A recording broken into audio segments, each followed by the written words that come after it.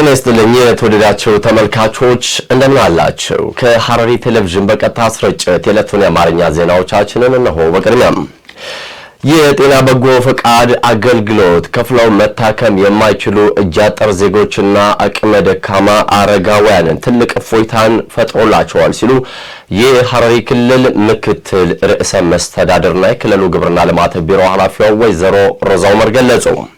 በጎ ፈቃደኝነት ለጤናማ ማህበረሰብ በሚል መሪ ቃል በሐረማያ ዩኒቨርሲቲ ኮምፕሬሄንሲቭ ሁሉን አቀፍ የህይወት ፋና ሁሉን አቀፍ ጠቅላላ ሆስፒታል ነፃ የጤና በጎ ፈቃድ አገልግሎት መስጠት ተጀምሯል። ለዘገባው አዩብ ካዛሌ። በጎ ፈቃደኝነት ለጤናማ ማህበረሰብ በሚል መሪ ቃል በሐረማያ ዩኒቨርሲቲ ህይወት ፋና ሁሉን አቀፍ ልዩ ጠቅላላ ሆስፒታል ነፃ የጤና በጎ ፈቃድ አገልግሎት መስጠት ተጀምሯል። የነፃ ህክምና አገልግሎቱን ያስጀመሩት የሐረሪ ክልል ምክትል ርዕሰ መስተዳድርና የሆስፒታሉ የቦርድ ሰብሳቢ ወይዘሮ ሮዛ ኡመር እንደገለጹት በጤናው ዘርፍ የሚደረግ በጎ ፈቃደኝነት ከልብ የሚመነጭ መልካም ተግባር ነው። አገልግሎቱም የህክምና ተደራሽነትን በማስፋት ከፍሎ መታከም ለማይችሉ አቅመ ደካሞችና አረጋውያን ትልቅ እፎይታ እንደሚፈጥር አስረድተዋል። ምክትል ርዕሰ መስተዳድሩ አክሎም ሆስፒታሉ በሀገር ደረጃ ስጋት የሆነውን የካንሰር በሽታ አስቀድሞ በመከላከልና በማከም ረገድ የሚጫወተው ሚና ከፍተኛ መሆኑን ጠቁመው ይህም አገልግሎት በዚህ ነፃ የህክምና መርሃ ግብር ውስጥ መካተቱ ልዩ እንደሚያደርገው ገልጸዋል። የሐረማያ ዩኒቨርሲቲ ጤናና ህክምና ኮሌጅና የህይወት ፋና ሁሉን አቀፍ ልዩ ጠቅላላ ሆስፒታል ኃላፊ ዶክተር አህመድ መሐመድ በበኩላቸው በዚህ የበጎ ፍቃድ መርሃ ግብር ከ120 ሺህ በላይ ሰዎች ነፃ ህክምና ለማግኘት ማቀዳቸውን ተናግረዋል። በዘንድሮ የክረምት አገልግሎት ሆስፒታሉ የኤሌክትሮኒክስ ህክምና መዝገብ፣ ራዲዮሎጂና የኩላሊት እጥበት ዲያሊሲስ ባሉ ዘመናዊ የህክምና ቴክኖሎጂዎች ታግዞ አገልግሎት ለመስጠት ዝግጁ መሆኑንም አብራርተዋል። በተጨማሪም ተላላፊና ተላላፊ ያልሆኑ በሽታዎችን የመለየትና የማከም እስከ ቀዶ ህክምና የሚደርሱ አገልግሎቶች የሚሰጡ በመሆኑ ህብረተሰቡ ተጠቃሚ እንዲሆን ጥሪ አቅርበዋል። በዕለቱ 8 አዳዲስ የኩላሊት እጥበት ዲያሊሲስ ማሽኖች በምክትል ርዕሰ መስተዳድሩ አማካኝነት ስራ አስጀምረዋል። በመርሃ ግብሩ ላይ የሐረሪ ክልል ምክትል ርዕሰ መስተዳድር ወይዘሮ ሮዛ ኡመር፣ የሐረሪ ክልል ምክር ቤት አፈ ጉባኤ አቶ ሱልጣን አብዱሰላም፣ የሐረሪ ክልል ጤና ቢሮ ኃላፊ ዶክተር አብዲ አሚን፣ የሐረማያ ዩኒቨርሲቲ ምክትል ፕሬዝዳንት ዶክተር ኢሳቅ ዩሱፍ፣ የሃይማኖት አባቶችና ጥሪ የተደረገላቸው እንግዶች ተገኝተዋል። በተመሳሳይ ጉዳያችን የክረምት በጎ ፈቃድ አገልግሎት የዜጎችን ማህበራዊና ኢኮኖሚያዊ ተጠቃሚነት እያጎላ ስለመምጣቱ በብልጽግና ፓርቲ የሐረሪ ክልል ቅርንጫፍ ጽህፈት ቤት ኃላፊ አቶ ጌቱ ወይሳ ገለጸው። ታዲያ ቢሮው በሐረሪ ክልል የክረምት በጎ ፈቃድ አፈጻጸም ግምገማን አካሂዷል። ተጨማሪ አለ።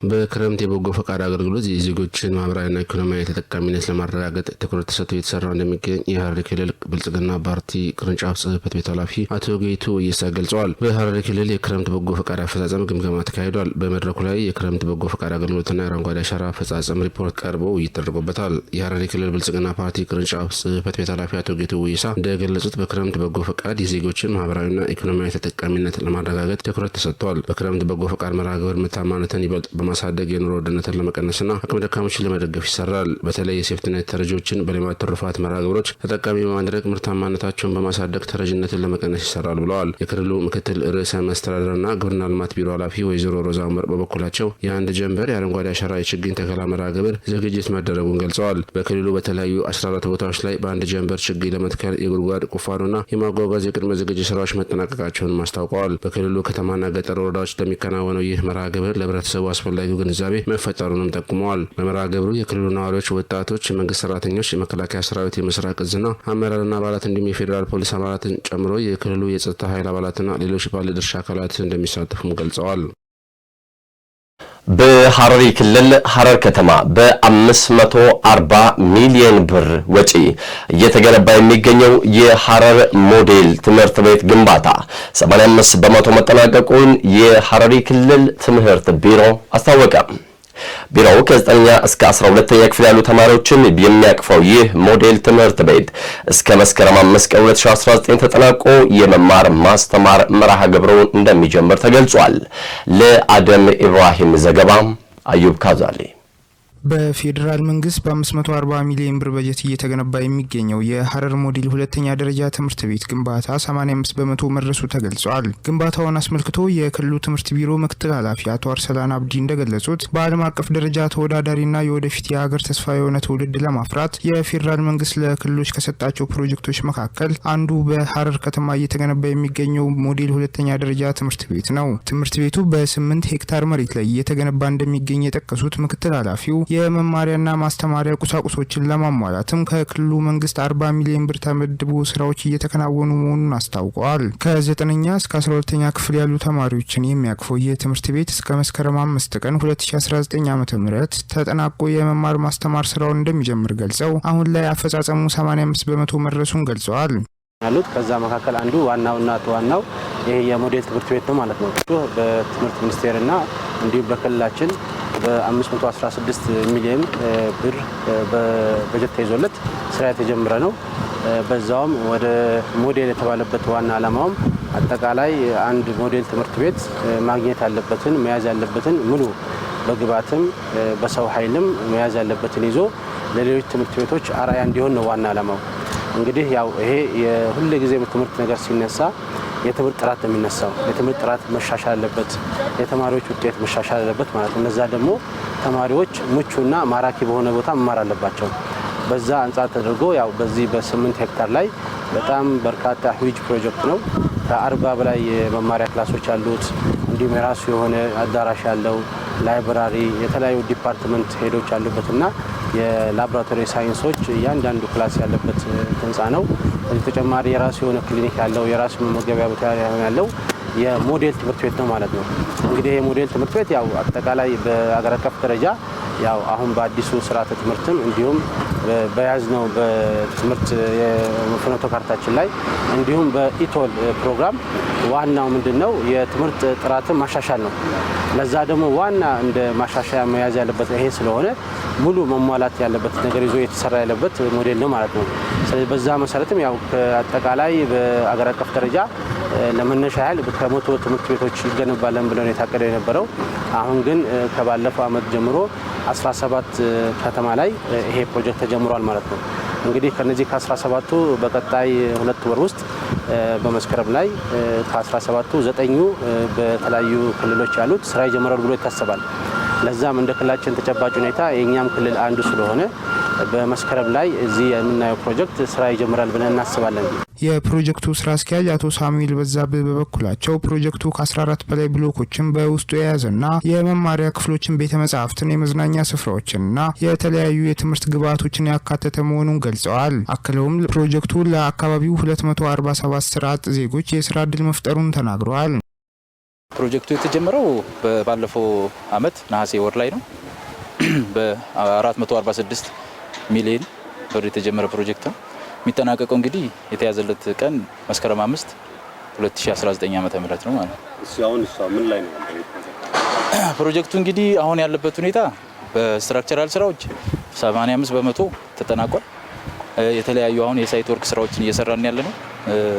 ለቀጣይ የትምህርት ዘመን ያሉትን ክላሶች በሙሉ ሬዲ አድርገን ሳይት ወርኩን ጎን ለጎን የምንሰራበትን ሁኔታ ቀንና ሌሊት እየሰራ እንገኛለን። ፕሮጀክቱን በ3 ፌዝ ከፍለናል። የመጀመሪያው ፌዝ ሜን ቢልዲንጎቹን ማጠናቀቅ ነው።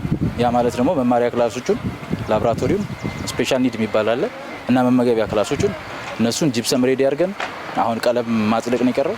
ቀለም በዚህ ሳምንት ይጸድቃል ተብሏል። በዛ አማካሪ ጋር በቀጣዮቹ ሳምንታት ውስጥ እነሱን ቀለሞች አስገብተን እነሱን ፊኒሺንግ ስራዎችን የምናጠናቅቅ ሲሆን በሁለተኛነት ደግሞ ኦክሲለሪ የሚባሉ ቢልዲንጎች አሉ። እነዛ ቢልዲንጎች ደግሞ ክሊኒክ፣ ስቶሬጅ እና የተለያዩ እንደዚህ አነስ ያሉ ቢልዲንጎች አሉ ቶይሌትን ጨምሮ እነሱ ስትራክቸራል ስራቸው አልቀዋል። ጂፕሰምና ሴራሚክ ስራዎችን አጠናቀን በሁለተኝነት እሱ እናስረክባለን ብለናል። በሶስተኝነት ይሄ የሳይት ወርኩንና አሁን ያለበትን ይሄን ገጽታ አምፊ ቲያትሩን የማጠናቀቅ ጉዳይ ነው።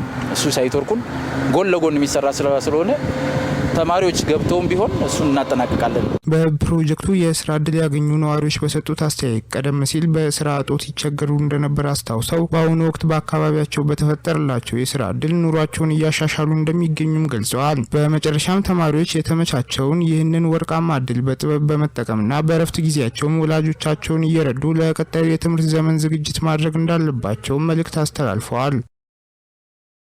በክልሉ በነገው ዕለት ለሚካሄደው የአረንጓዴ አሻራ መርሃ ግብር 1.7 ሚሊዮን ችግኞች በሐረሪ ክልል ለመትከል ተይዞ እቅድ እየተሰራ ይገኛል።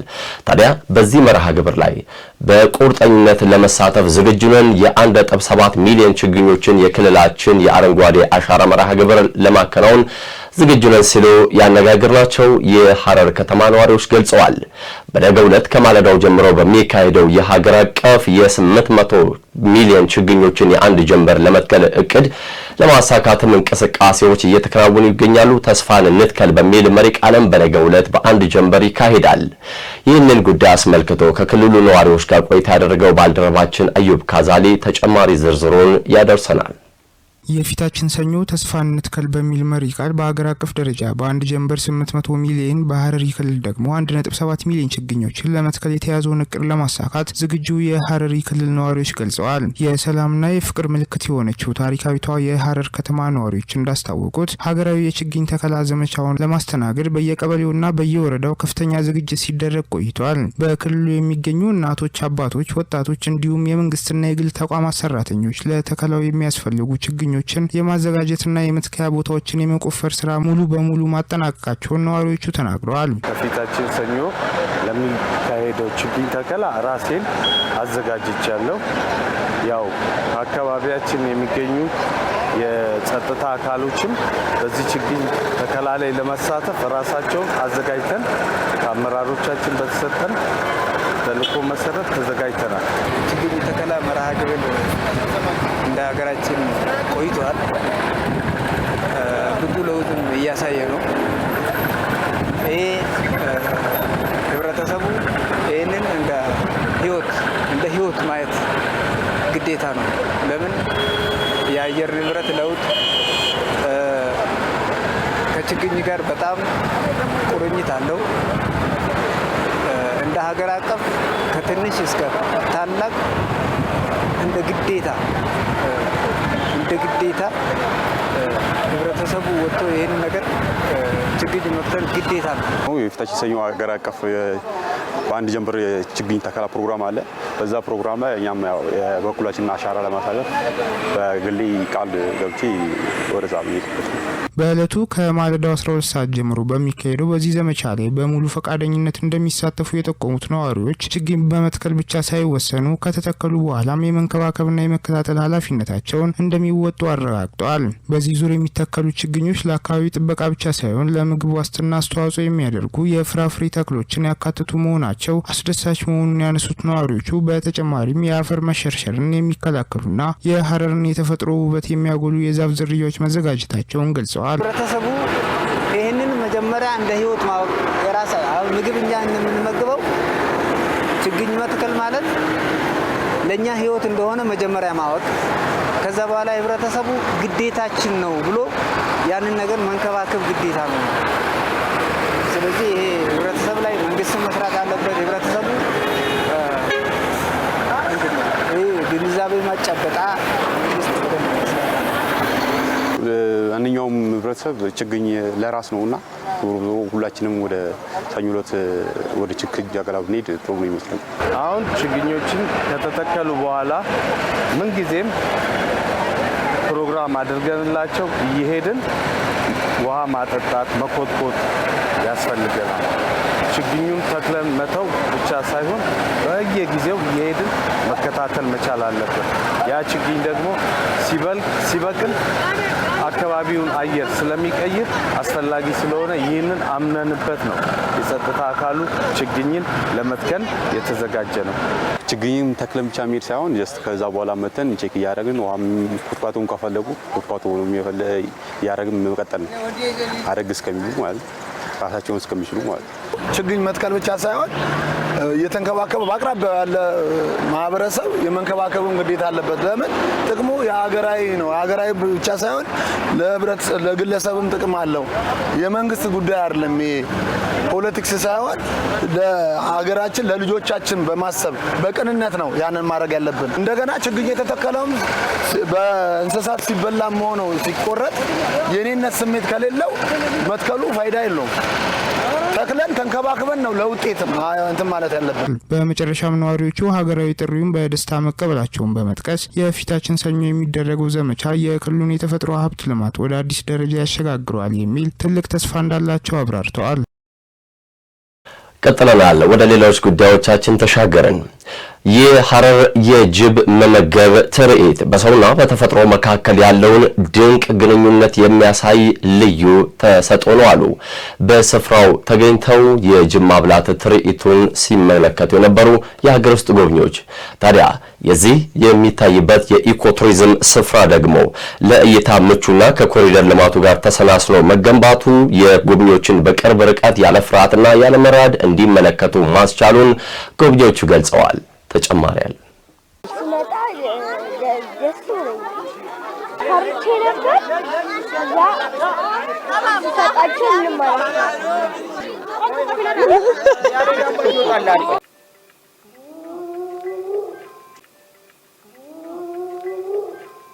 የሐረር አንዱ መልክ የሆነው የኢኮቱሪዝም ፓርክ የጅብ ማብላት ትርኢት ሰብአዊና ተፈጥሯዊ መስተጋብርን በተጨባጭ የሚያሳይ ድንቅ ሁነት ስለመሆኑ በርካቶች መስክረውለታል።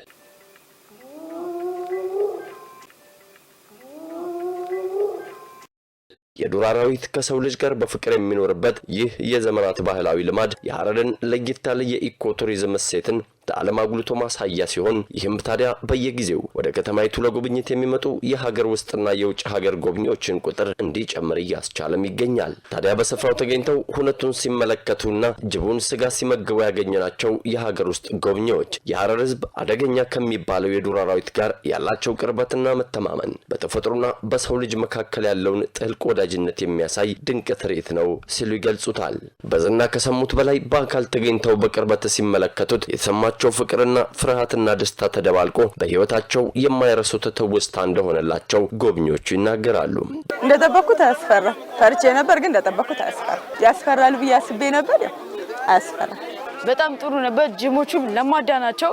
በፊት የነበረው ሰዎቹ በቃ ዝም ብለው ፌክ ነበር የሚሰይ፣ ግን አሁን ስናያችሁ ድፍረት ናቸው። በቃ እኔ ማለት የሐረር ልጅ ማለት የፍቅር ሰው ምናምን ነው ምለው በአካል መጥቼም እንደዛ ነው ያገኘሁት። ሰው እንዳለ የፍቅር ሀገር ናት። ያስፈራል፣ ትንሽ ያስፈራል ይሄ ነገር፣ ግን ደስ ይላል፣ በጣም ያዝናናል። ያው እንደሚታየው ድባቡ በጣም ደስ ይላል እና ያው እኛ እዚህ አካባቢ ሆነን ለምሳሌ እኔ አሁን ዛሬ ነው መጥቼ ያየሁት። እዚሁ አካባቢ ሆነን ብዙ ማናይ ልጆች አለን። እየመጣን ሀገራችንን እንጎብኝ። በጣም አሪፍ ነው፣ ከጠበቁት በላይ ነው። በጣም የሚያምር ቦታው አየሩም አሪፍ ነው። በሐረር ለዘመናት የዘለቀው የጅብ ማብላት ትርኢት የሰው ልጅ ከተፈጥሮ ጋር ያለውን ቁርኝት ማሳያና አስፈሪ ከሆነው የዱር አራዊት ጋር ጭምር በማህበራዊ መስተጋበርን ፈጥሮ መኖር እንደሚቻል ማሳያ ነው ሲሉ ገልጸውታል። ዘመናዊና ለእይታ ምቹ ሆኖ የተገነባው ይህ የቱሪዝም ስፍራ የጅብ መመገብ ትርኢቱን ጎብኚዎች በቅርብ ርቀት ያለ ፍርሃትና ያለ መራድ እንዲመለከቱት ማስቻሉንም ይገልጻሉ። በከተማው ከኮሪደር ልማቱ ጋር ተሰናስሎ የተሰራው ይህ ቅርሶችን የመጠበቅ ስራ የሐረርን ቱሪዝም የበለጠ ያደመቀና የኢኮቱሪዝም እሴትነቷን ለዓለም አጉልቶ እያሳየ መሆኑንም መስክረዋል። በጣም አሪፍ ቦታው ያምራል፣ ጅቦቹም ደስ ይላሉ። በጣም ነው የሚያምረው። ከጠበቅኩት በላይ እነዚህ ያልጠበቅኩም ነበር። በጣም ነው የሚያምረው። በጣም የሚያምረው ሀገሪቷ በጣም ነው የምታምረው። ብዙ ነገር በጣም እንደይታ ይላል ነው። በጣም የሚያምረው፣ በጣም ደስ ይላል። በጣም ከተማው በጣም ዙሪያ ያለው ከጧት ምሬት ነው ተዘርኩት። በጣም የሚገርም ከተማ ሆኗል። ኮሪደሩም በጣም ደስ ይላል። በጣም ህዝቡም ደስ ይላል። ሁሉም ወድጀዋል።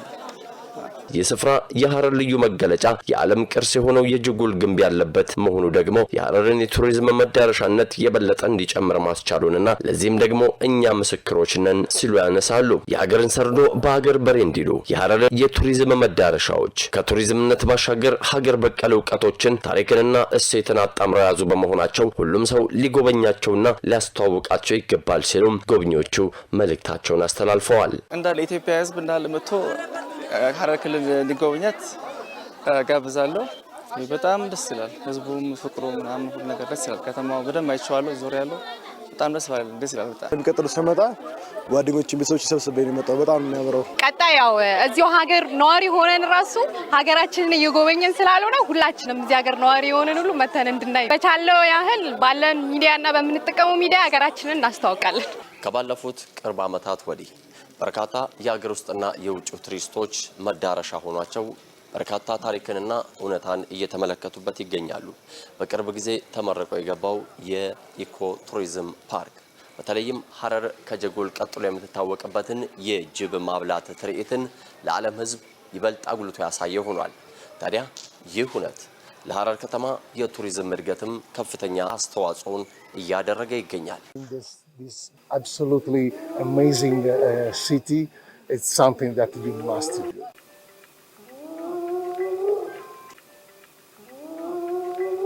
ቀጥለናል። ወደ ሌሎች ጉዳዮቻችን ተሻገርን። በክልሉ በተያዘው በጀት ዓመት የሕግ የበላይነትን ለማስጠበቅና የመንግስትና የሕዝብ ጥቅምን ለማስጠበቅ በትኩረት እንደሚሰራ የሐረሪ ክልል ጠቅላይ አቃቤ ሕግ አስታወቀ። የክልሉ ጠቅላይ አቃቤ ሕግ ቢሮ ምክትል ኃላፊ አቶ ለታ በዳዳ በበጀት ዓመቱ በሚከናወኑ ዋና ዋና ተግባራት ዙሪያም መግለጫን ሰጥተዋል። ዝርዝር አለን።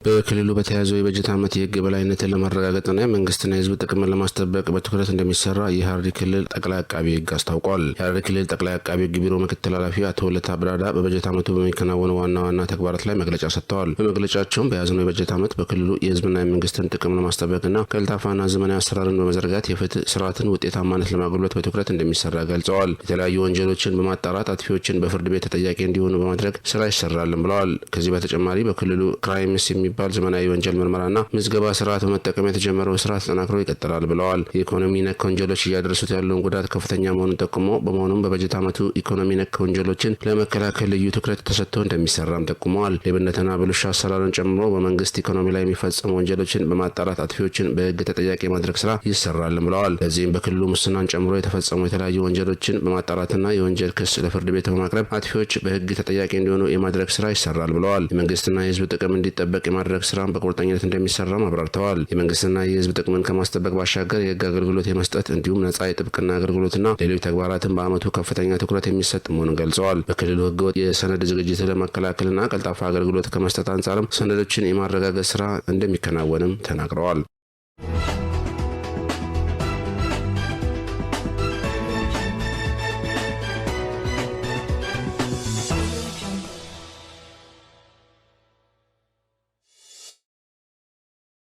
ወደ ሀገር አቀፍ ጉዳዮቻችን ስንሻገር በአማራ ክልል በበጀት ዓመቱ የግብርና ምርቶች ከ90 ሚሊዮን ወደ 205 ሚሊዮን ኩንታል ማደግ መቻሉን የኢፌዴሪ ጠቅላይ ሚኒስትር ዶክተር አብይ አህመድ ገለጹ። በሌላ ጉዳያችን ደግሞ በሀገራዊ ምክክሩ ሂደቱ እየተሳተፉ የሚገኙ የዲያስፖራ ተመካካሪዎች ሂደቱ አባቶችና እናቶች ያቆዩትን ሀገር በተሻለ መልኩ ወደሚቀጥለው ትውልድ ለማሸጋገር የሚያስችል ታሪካዊ ስራ ነው ሲሉ ገልጸውታል። ባህር ጠንክር ደግሞ ተጨማሪውን በተከታይነት ያደርሰናል። ጠቅላይ ሚኒስትር አብይ አህመድ በወቅታዊ ጉዳዮች ዙሪያ ከአሚኮ ጋር ባደረጉት ቃለ ምልልስ በለውጡ ማግስት የአማራ ክልል ሕዝብ ከነሳቸው አንኳር ኢኮኖሚያዊ ተጠቃሚነት ጥያቄዎች በመነሳት ክልሉ ከልማት አኳያ ይገባው የነበረው ያህል ተጠቃሚ እንዳልነበረ በጥናት መረጋገጡን አስታውሷል። ይህ የልማት ክፍተትም የክልሉ ብቻ ሳይሆን ሀገር አቀፍ ችግር እንደነበር ጠቅሰው በአጭር ጊዜ ሙሉ ምላሽ ባያገኝም ባለፉት ጥቂት ዓመታት ግን ተስፋ ሰጪና የማይናቅ ርቀት መጓዝ መቻሉን ገልጸዋል። በተለይም የጎንደርን ከፍተኛ የመጠጥ ውሃ ችግር ለመፍታትና ለመስኖ ልማት ሲባል ለ18 ዓመታት ተጓቶ የነበረው የመገጭ ግድብ ፕሮጀክት አሁን ላይ በመጠናቀቅ ላይ መሆኑንና በቅርቡም አገልግሎት መስጠት እንደሚጀምር አብስሯል። በክልሉ ያሉ ግድቦችን ለማጠናቀቅ በቢሊዮን የሚቆጠር በጀት በመደብ የተሰራው ስራም እንዲሁም የተካሄደበትን ርቀት ቀላል ግምት የሚሰጠው አይደለም ብሏል። ከግብርናው ዘርፍ አኳያም ከለውጡ በፊት በዓመት 90 ሚሊዮን ኩንታል ገደማ ብቻ ይመረትበት የነበረው የአማራ ክልል አሁን ላይ ግድቦችን በማጠናቀቅ ማዳበሪያና የግብርና ማሽነሪዎችን በማቅረብ እንዲሁም የውሃ ፓምፖችን በስፋት በማስገባት የተሰራው ጥረትም ትልቅ ፍሬ ማፍራቱን አስታውቋል።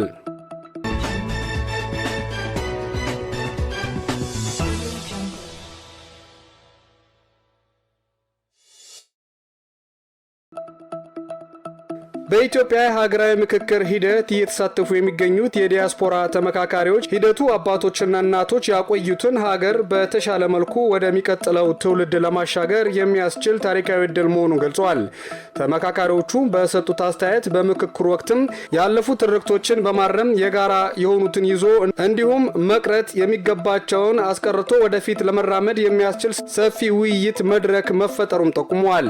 ይህም የሁሉንም ድምጽ በመስጠት ለሀገርና ለዓለም ሰላም የምትበጅ ጽኑ ኢትዮጵያ ለመገንባት ትልቅ መሰረት እንደሚጥልም እምነታቸውን ገልጸዋል። ከዚህ ቀደም የሀገረ መንግስቱ መተዳደሪያ ደንቦችና ህገ መንግስት የሚጽፉት በፖለቲከኞች ብቻ እንደነበረ ያስታወሱት ተመካከሮቹ አሁን ግን ህዝቡ በየአቅጣጫው ተሰብስቦ በዚህ ብንተዳደር ይሻላል የሚለው ሀሳብ የመስጠት እድል ማግኘት በታሪክ ታይቶ የማይታወቅ አዲስ ተሞክሮ መሆኑን አብራርተዋል። በህዝቡ ሙሉ ተሳትፎ የሚዘጋጅ መተዳደሪያ ደንብ አልተደመጥኩም የሚል ወገን የሌለበትና በሁሉም ዘንድ ቅቡልነት ያላት ኢትዮጵያን ለመፍጠር የሚያስችል ከምንም በላይ ትልቅ አጋጣሚ መሆኑን ተመልክቷል። በአካባቢው ባለው እንቅስቃሴ ማህበረሰቡ ከዳር እስከ ዳር በኢትዮጵያ ኮርቶ መኖር የሚፈልግ መሆኑ እንደታዘቡት የተናገሩት ተመካካሪዎቹ ይህም ለኢትዮጵያ ተስፋ ሰጪ እንደሆነም ገልጿል። ህዝቡ እርስ በርስ የሚተጋገዝበት ከአንዱ አካባቢ ወደ ሌላ ተንቀሳቅሶ ሀሳብ የሚያንሸራሽርበት ምህዳር መስፋቱም የኢትዮጵያ የኢኮኖሚ እድገትና ሁለንተናዊ ጉዞ በእጅጉ እንደሚያፋጥነውም ያላቸውን ጽኑ እምነት አረጋግጧል።